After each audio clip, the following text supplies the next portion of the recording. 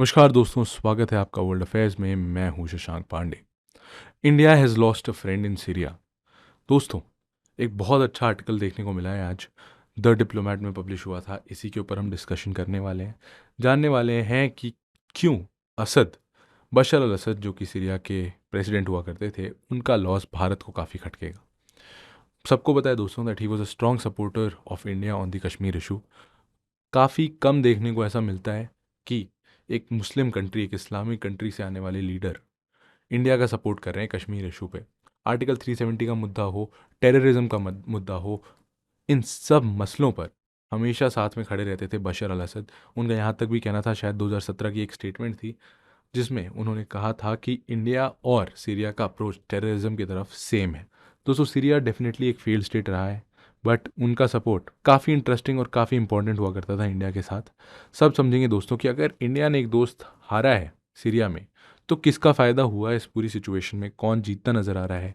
यहाँ पे लिखा है कि now Syria will have pro Turkey approach. कौन फ़ायदे उठा रहा है इस पूरी सिचुएशन के, सब समझेंगे दोस्तों। कौन इस पूरी जियोपॉलिटिकल सिचुएशन का विक्टर बनकर सामने आ रहा है, सब समझेंगे। कैसे यूएसए की गलतियों की वजह से ये सारी चीज़ें शुरू हुई हैं।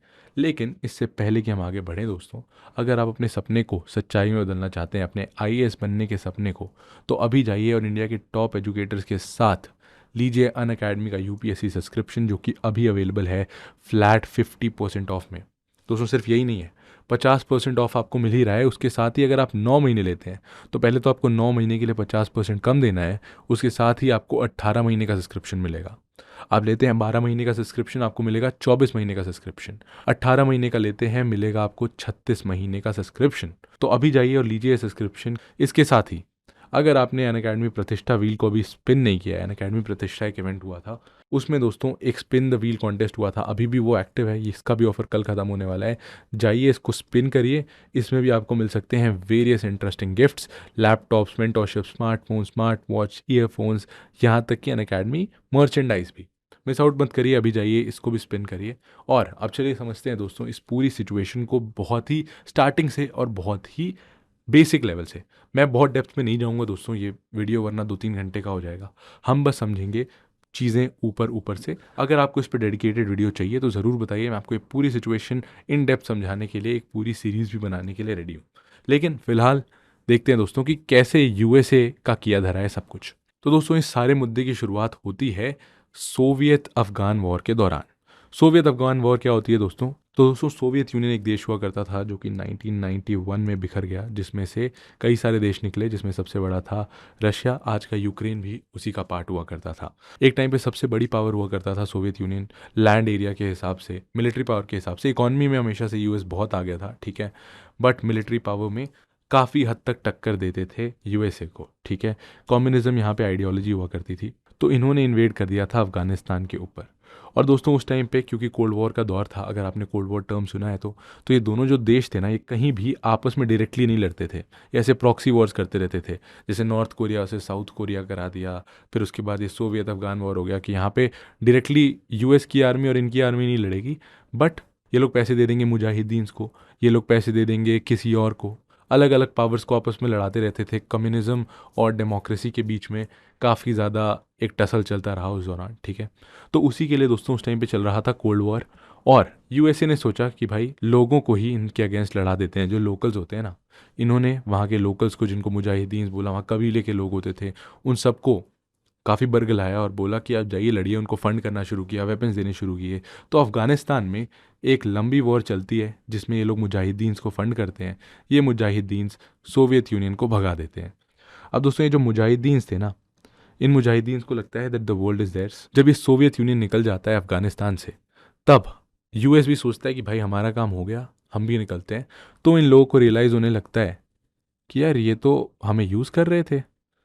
They start thinking like that कि इन्होंने या तो हमें यूज़ कर लिया, तो इनका भी कहीं ना कहीं रेजिस्टेंस बढ़ जाता है यूएसए के अगेंस्ट। आपने देखा होगा दोस्तों कि जितने भी ये इस्लामिक मिलिशिया ऑर्गेनाइजेशंस होते हैं, इनमें यहाँ तक कि बोको हराम जो है ना दोस्तों, बोको का तो मतलब ही होता है अगेंस्ट वेस्टर्निज्म। तो मतलब वो वेस्ट के अगेंस्ट इसी वजह से हुए थे, क्योंकि इन्होंने यहाँ पे काफ़ी सपोर्ट किया।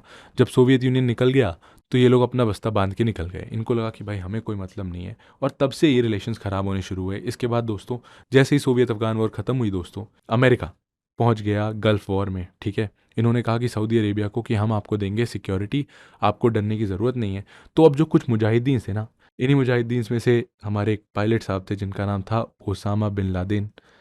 बहुत ही रिच फैमिली से आते थे, सऊदी अरेबिया की एक बहुत ही रिचेस्ट फैमिली से आते थे, इंजीनियर हुआ करते थे। लेकिन उनको लगा कि भाई ये एक होली वॉर है, इसलिए सोवियत यूनियन के अगेंस्ट लड़ाई की। बाद में रियलाइज़ हुआ कि यूज़ कर लिया गया है, इसीलिए काफ़ी ज़्यादा भड़के हुए थे। बाद में इन्होंने देखा कि ये जो यूएसए है, पहले तो हमें किसी और से लड़ा भी दिया, अब हमें बोलता है कि आपको हमारी सिक्योरिटी की ज़रूरत है, ठीक है।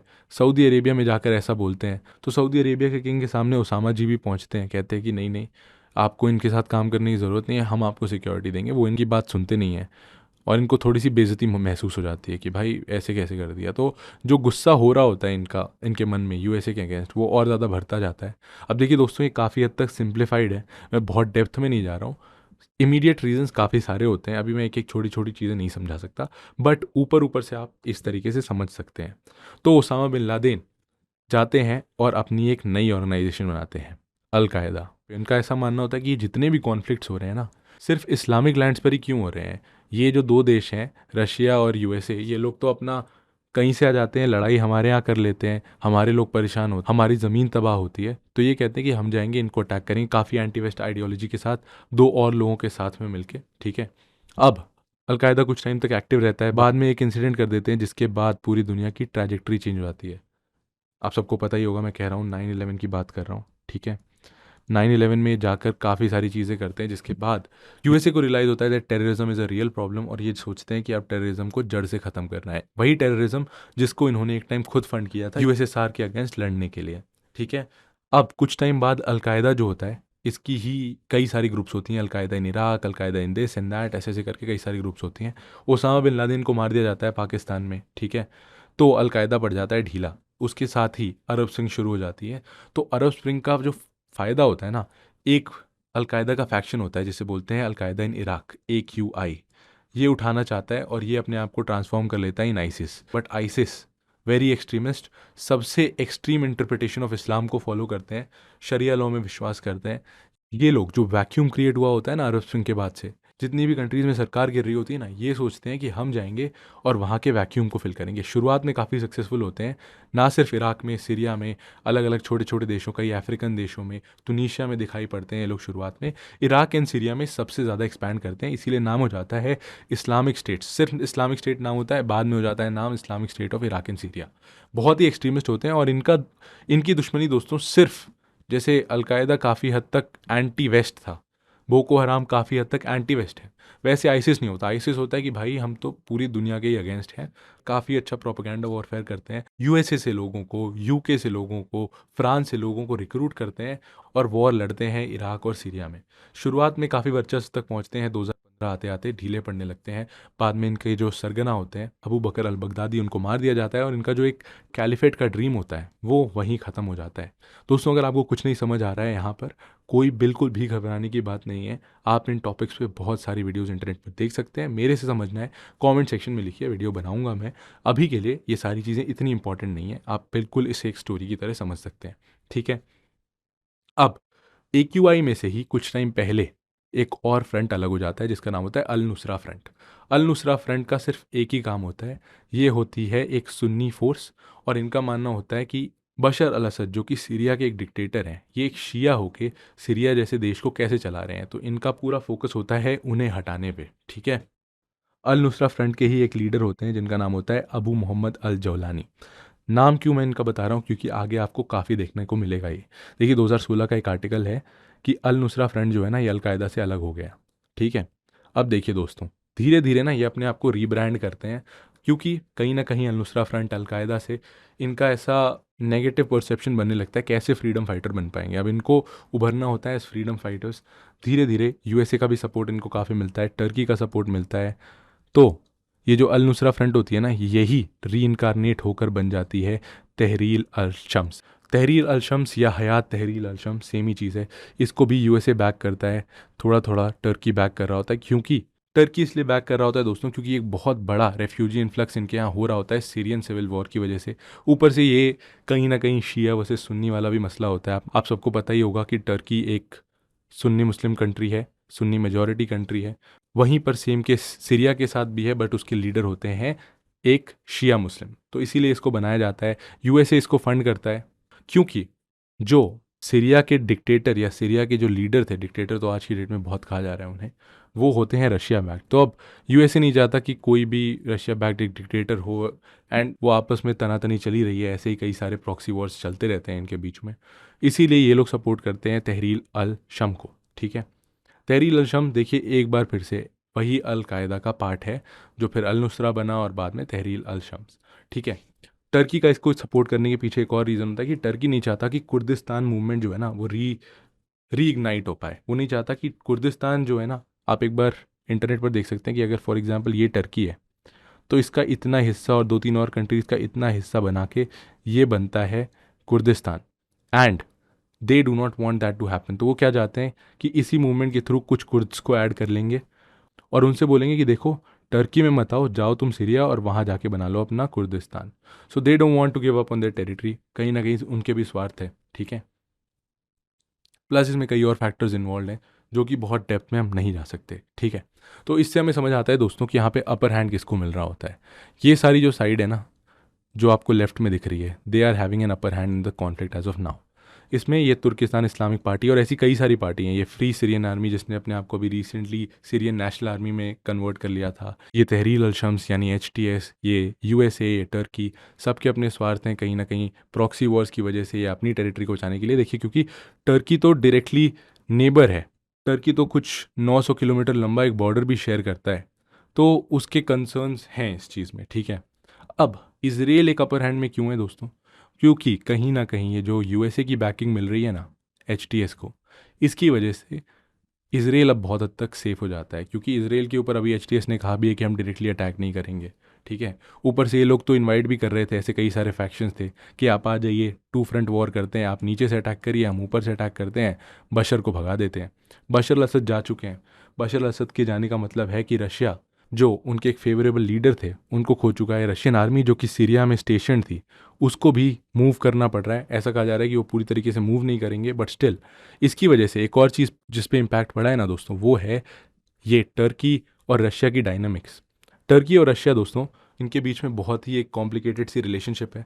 ये कभी यूएसए के साथ रहते हैं, कभी रशिया के साथ रहते हैं, तो ये सिर्फ अपने इंटरेस्ट पर खेलते हैं। ठीक है, हिपोक्रेटिकल देश है। देखिए अभी कहीं ना कहीं ये इसराइल का फ़ायदा करा रहे हैं, ऐसे अभी इसराइल को काफ़ी ज़्यादा कहते रहते हैं, बिल्कुल अपने पार्टनर पाकिस्तान की तरह, जिनका ये काफ़ी सपोर्ट करते हैं। ठीक है, लेकिन इनकी जो डायनामिक थी ना, जब से ये वॉर चल रही थी, तो ये कहीं ना कहीं बहुत वो हो गई थी कि ये सीरिया है, यहाँ चल रही थी वॉर, यहाँ है टर्की, और यहाँ पर ही रशिया था। तो रशिया को एक मीडिएटर की तरह देखा जाता था कि ये इन लोग के बीच में बात हो रही है। कहीं ना कहीं जब तक स्टेबिलिटी ऑफ पावर थी ना, तो इनके बीच में कम्युनिकेशन बहुत अच्छा था। इसके अलावा शिया मुस्लिम कंट्रीज़ का जो लीडर है ईरान, ये इससे काफ़ी हद तक खुश नहीं होगा। उसके अलावा तुर्किस्तान इस्लामिक पार्टी दोस्तों, ये एक पार्टी है जिसने अभी रिसेंटली इनके लिए लड़ाई की थी ऐसे ही रेबल फोर्सेस के साथ और बशर को भगाया था। उसने तो कह दिया है कि शिनजियांग में जाके चाइना के जो उइगुर मुस्लिम्स हैं ना, उनको आज़ाद कराएंगे। तो चाइना यहाँ कहीं ना कहीं खुश नहीं होगा, ये आ जाएगा राइट साइड में। तो ये जितनी कंट्रीज़ हैं, they are not in a great state. India को देखिए दोस्तों, फिर भी मैंने बीच में रखा है क्योंकि इंडिया पर ज़्यादा असर नहीं पड़ेगा, क्योंकि ज़्यादातर जो यहाँ पे मेंबर्स हैं ना, इनको छोड़ दिया जाए तो ज़्यादातर जो मेंबर्स हैं यूएसए, ये लोग, इनका इंडिया से कोई इशू नहीं है, इनका भी इंडिया से ज़्यादा इश्यूज़ नहीं है। ठीक है, तो अभी कहीं ना कहीं इंडिया के लिए सिचुएशन उतनी बुरी नहीं है, बट बुरी इसलिए होगी कि मिडिल ईस्ट में जो एक सपोर्टर था ना भारत का, एक सपोर्टर बशर अल असद, इन्होंने कई बार 2020 में जब 370 हटाया गया था, तब one of the few leaders थे, फ्यू इस्लामिक लीडर्स, जिन्होंने कहा था कि वो इंडिया का इंटरनल मैटर है। ठीक है, तो इंडिया के लिए कहीं ना कहीं डिसएडवांटेजेस है। अगर इंडिया के लिए बिल्कुल असर नहीं होता तो इंडिया यहाँ होता, अभी थोड़ा सा डिसएडवांटेजेस है, इसलिए मैंने थोड़ा सा इसको राइट में रखा है।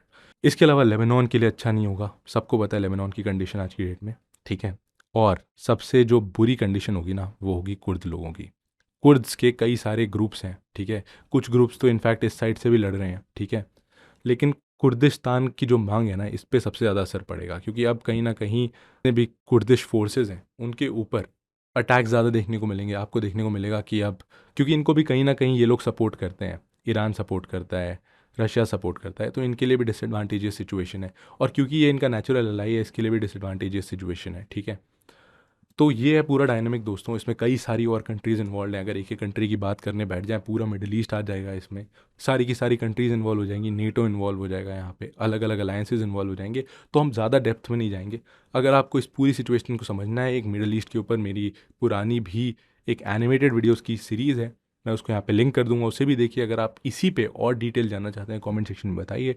मिलते हैं आपसे दोस्तों ऐसे एक और वीडियो के साथ। ये है वो आर्टिकल जिसको आप पढ़ सकते हैं, ज़रूर पढ़िए इस आर्टिकल को। मिलते हैं आपसे ऐसे एक और वीडियो के साथ, तब तक के लिए जय हिंद।